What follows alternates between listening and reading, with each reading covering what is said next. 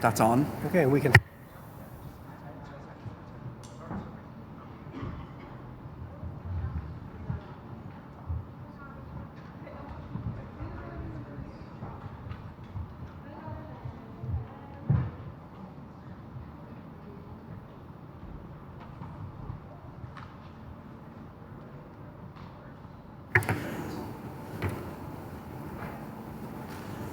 Welcome, everyone, to this session on highlighting concrete actions by faith communities and religious institutions on climate change. We are here today with two distinguished panelists. I'd like to introduce Reverend Dr. Lisa Graumlich, who is the president of the American Geophysical Union and also is one of, if not the only, ordained climate scientist in the United States, and one of the few in the world. So we're honored to have her all the way from Arizona. And I'm also pleased to introduce Archbishop Metropolitan Seraphim Kykotis, who is an Orthodox Christian religious leader who works in Zimbabwe. And he is one of the most senior religious figures here at the COP. And he has been coming to the COP for many years. My name is Yonatan Neril. I'm a rabbi. I live in Jerusalem, and I founded and direct the Interfaith Center for Sustainable Development. We are revealing the connection between religion and ecology and mobilizing people to act. So I'd like to start with Reverend Dr. Graumlich. Could you share with us a little bit, first of all, about your personal journey, but also about how is the Episcopal Church engaging on climate action? Thank you, and I so appreciate the invitation to join my two colleagues here. So, I'm a climate scientist. In the 1970s, I recognized that increasing greenhouse gases posed a threat to the Earth's climate system. And I spent decades coming to venues like COP where I was convinced that if the scientific community just assembled more data, had a few more models, did some more analysis, wrote even thicker reports, but then wrote skinnier reports, and then made more PowerPoint presentations, that if we did all of that, then the public, and especially world leaders, would wake up to the threats and take action. I did that for 40 years. And I discovered that scientific understanding is absolutely necessary, but it is far from sufficient to create the motivation that we need to make the kinds of transformative changes that are now demanded of us. So we are together in this room because I suspect that no matter who you are, you might have the growing realization that I did that the climate crisis is also a crisis of spiritual dimensions. So as I became aware of this, I became keen on expanding my understanding, and after 5 years of intensive discernment and training, I was ordained last year as a deacon in the Episcopal Church. So this was not a feel-good path to self-discovery. I mean, it turns out it was in part that, but my desire to become a clergy member is based on my conviction that religious institutions play a unique role in addressing climate change by uniting moral commitment with a call to action and making us powerful advocates for environmental steward and climate justice. So religious institutions have massive leverage in shaping climate responses that are rooted in ethical responsibility. Secular approaches alone may not be enough to inspire the collective transformation that we need to make such a profound change. So in my remarks, I'm going to touch on 4 ways in which religious communities, writ large, a little bit of a sort of shout out to the Episcopal Church, but writ large for North America, the way in which religious communities are key to climate action. Number one, our moral imperative. Climate change presents not just scientific imperatives, but also profound moral challenges. And if you think about it, all religious traditions are founded on principles of compassion and justice and stewardship, which resonate with the need to care for the earth as a shared creation. So religious leaders inspire and mobilize communities to do the right thing, to support sustainable practices, to reduce fossil fuel reliance, and importantly, to protect vulnerable communities. So number two, religious institutions play a role in advocacy and awareness. Faith-based communities, like scientists I like to believe, are trusted voices that have the power to educate and shift public attitudes. So religious institutions can use their platforms to advocate for urgent policy changes and to rally support for climate justice and to spread awareness of disproportionate impacts on marginal groups, including indigenous communities, who we know and increasingly understand are the guardians of cherished ecosystems, from rainforests and islands to deserts and tundra. So at COP here, not just this year, but in previous year, the Episcopal Church has an absolute sort of policy focus on combining the moral imperative and power that I just described to advocate for increasing support for communities experiencing loss and damage, and protecting human rights and affirming environmental justice and adaptation and mitigation. Number three, modeling positive behaviors. If we don't do it, who else will? Faith institutions can encourage sustainable practices such as transitioning to renewable energy and supporting carbon reduction efforts. We can model eco-friendly practices in our public spaces and thereby inspire broader community shifts. These are the kind of practices like installing solar panels and increasing the efficiency of places of worship and gathering. Here, I must make a shout out to the work in the United States and North America of the Interfaith Power and Light, which has its roots in the Episcopal Church. Founded in the year 2000, Interfaith Power and Light is a coalition, as it's so important to work across the boundaries, of faith congregations across the U.S. that are committed to addressing climate change through renewable energy, energy efficiency, and advocacy for sustainable policies. And so IPL gets their hands dirty. They do the real work of assisting congregations in greening their building, doing energy audits. They also increase our capacity for climate advocacy and encourage environmentally responsible voting practices.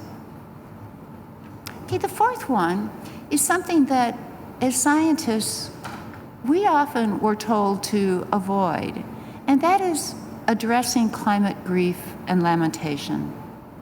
I understand from personal experience that climate work can lead to feelings of grief and despair. And in many religions, grief, despair, and suffering are recognized as existential elements of the lives we live and that we work through with prayer, devotion, and practice. Faith communities can offer support through shared practices of lamentation, healing, and resilience building.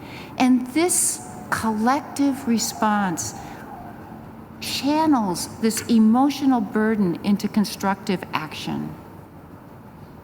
So in my decades as a climate scientist, I came to see our world's response to climate change is hampered by this dominant focus on individualism and economic growth. And religious institutions can function as a critical antidote to this very narrow approach, and thus are integral to the climate movement.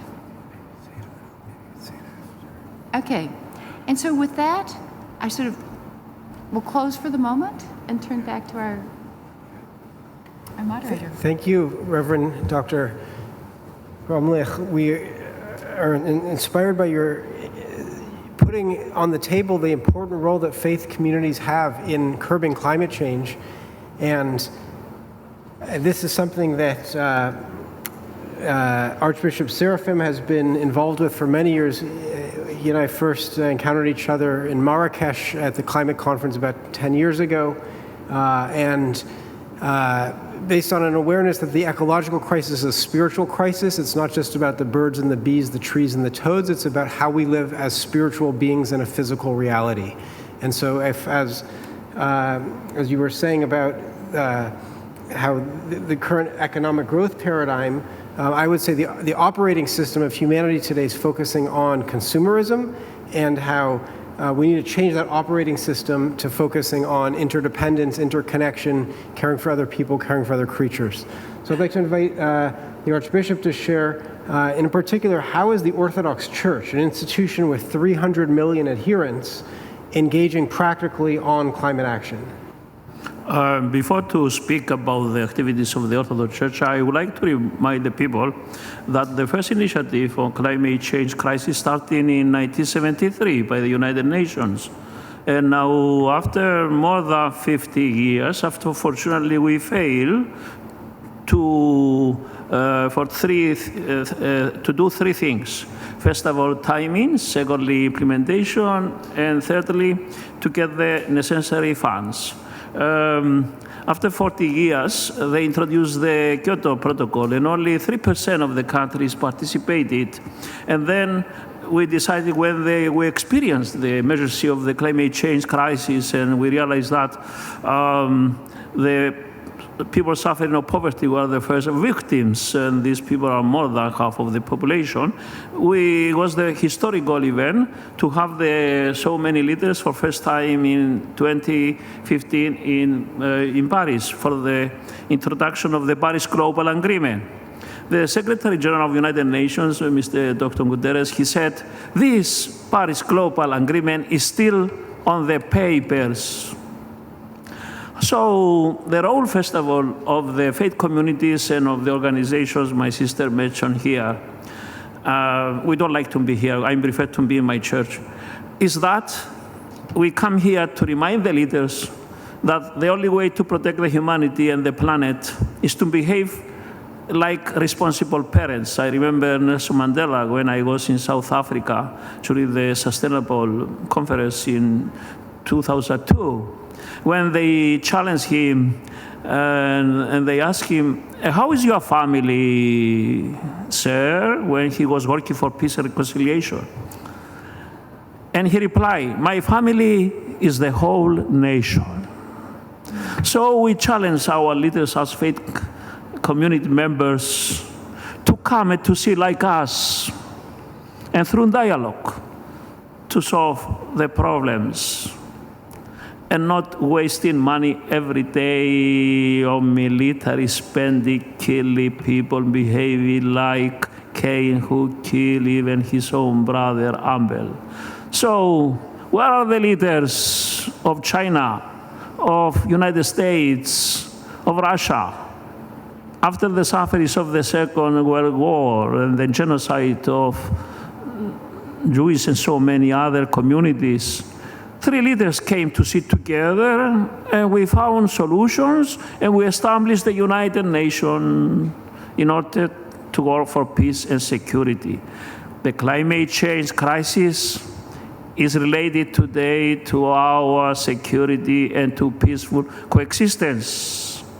So this is the role of the faith communities, and we claim that 80% of the whole population, we are religious people.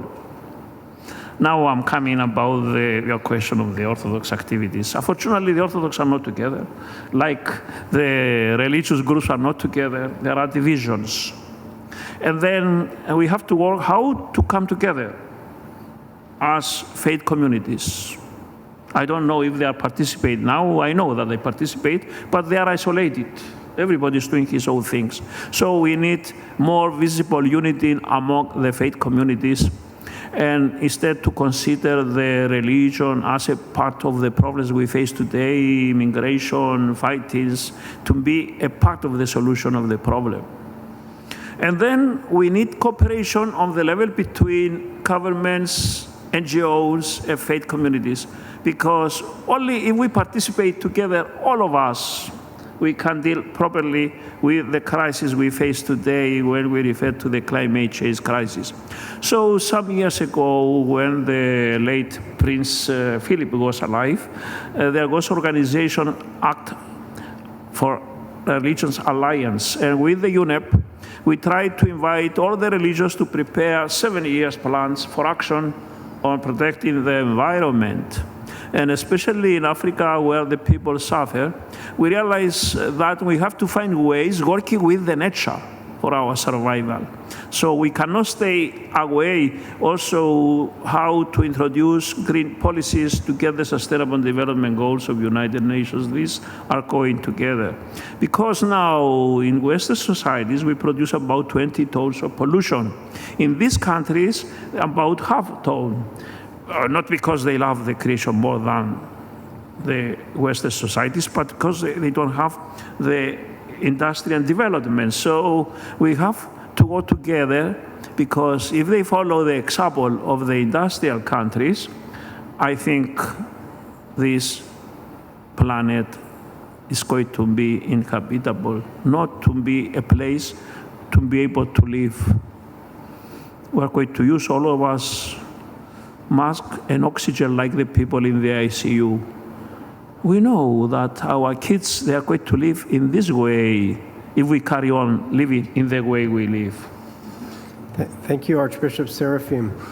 So, one of the challenges that we're facing today is that, on the one hand, some faith communities are activated for climate action, and there's a faith pavilion here that's having 40 sessions and 200 speakers, following last year's Faith Pavilion at COP29 in Dubai that had a similar number of sessions and speakers, and that was the first time that there was such a Faith Pavilion. And on the other hand, many faith institutions are sleeping giants in regards to climate action. That 85% of the world's population affiliates with a religion, and yet most, in democracies, most religious voters vote for political candidates who oppose climate action. Across religions. I'm not picking on any one religion, it's a phenomenon of religious people in the world. And so one of the challenges that I think we're facing is what can help wake up this sleeping giant of religion? What can help people to reach the ecological awareness that both of you have, and to advocate within their faith communities to hear more from their clergy about religious environmental teachings. So I'd like to pose that to both of you, who are, because the Episcopal Church and the Episcopal delegation has been led for the past 10 years by Bishop Mark Andrus, with whom my organization collaborates closely, including on a new video project with NAS Daily, where we're doing 50 videos on religion and ecology, 1-minute videos on social media channels. We're reaching now close to 2 million views on that. And you can go to Interfaith online. But my question to you is, what's going to move the needle within the Episcopal Church and within the Orthodox Church to mainstream ecological action? First of all, we try to give training to the youth, and there are many dialects in every country. So these youth, they try then to invite youth from every parish. So what they do now? First of all, they are not waiting the city council when they don't come to clean. They have every week cleaning project, how to clean the area.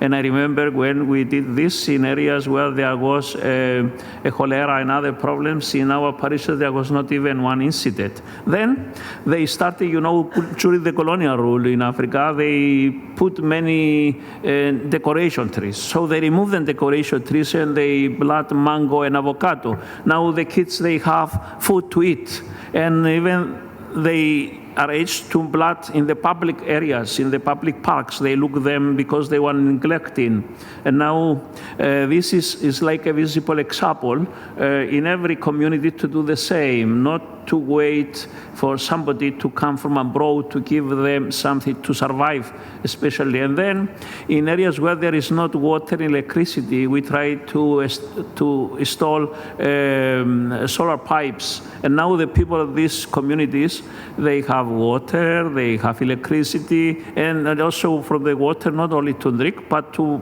plant vegetables. And then they try to protect the needy kids to survive. And now, as you know, because of the climate change, half of the population in Africa suffer. There is a lack of food, lack of water, and so we pay the cost. This war in Ukraine, these fightings, the war in Middle East, we pay the cost. And so these initiatives to work with the nature is the only way for our survival. And the poverty is a part of the problem of the climate change.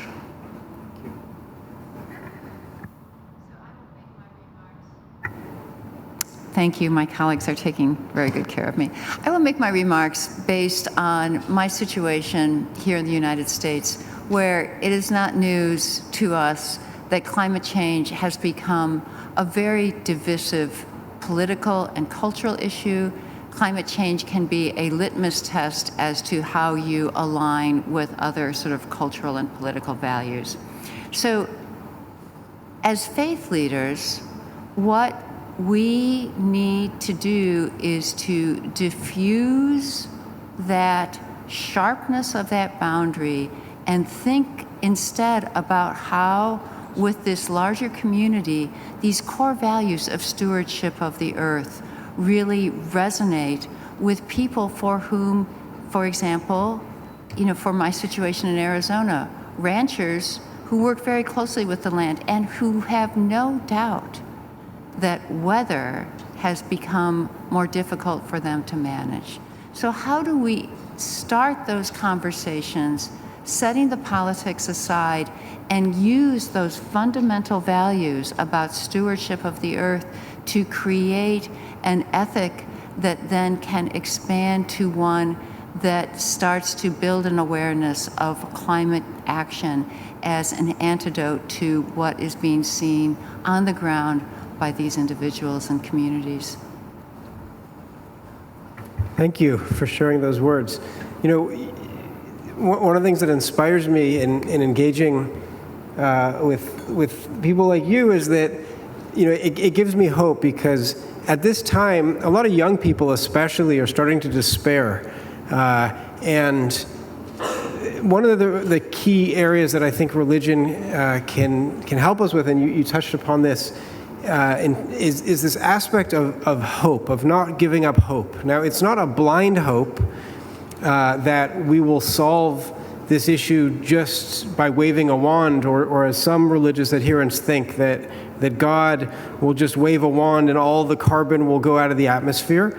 But we have the hope that we can change. And this is something that I wrote about in my book, Eco Bible, which is an ecological commentary on the Hebrew Bible, based on something Rabbi Sachs says, that God gives us the ability to take responsibility.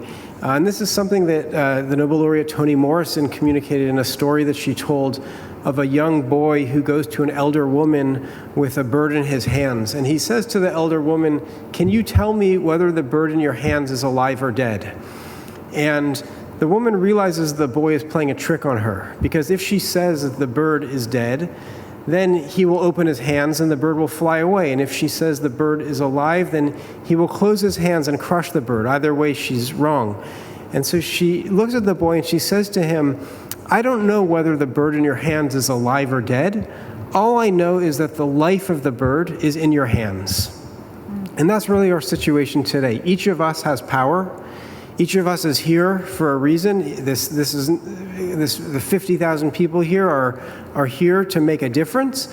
And I just want to give us a blessing that through our realizing the deep roots of the ecological crisis, that it goes much beyond carbon, but it really goes into the human heart and into our spirit and our souls, and by going deep into our religious traditions, we will enable the next generation to inherit a sustainable, thriving, and spiritually aware planet. Thank you. So I just want to give 1 minute to each of our two panelists for closing remarks. My charge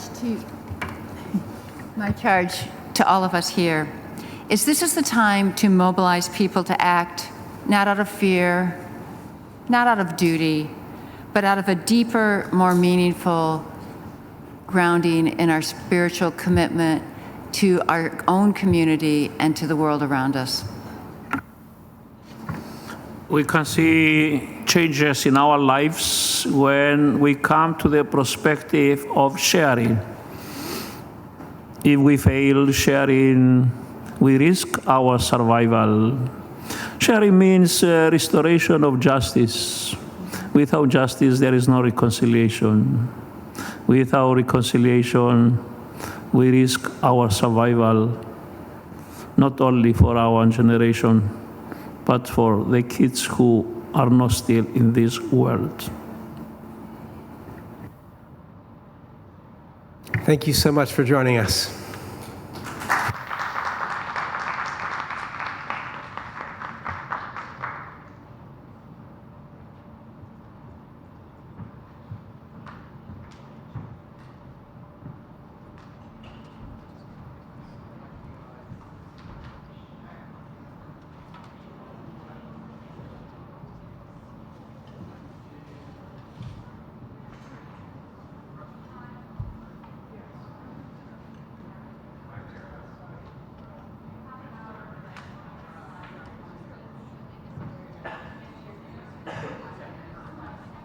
Fantastic. There will be a countdown on the screen, so I don't know if you see the screen. I can see. I can see.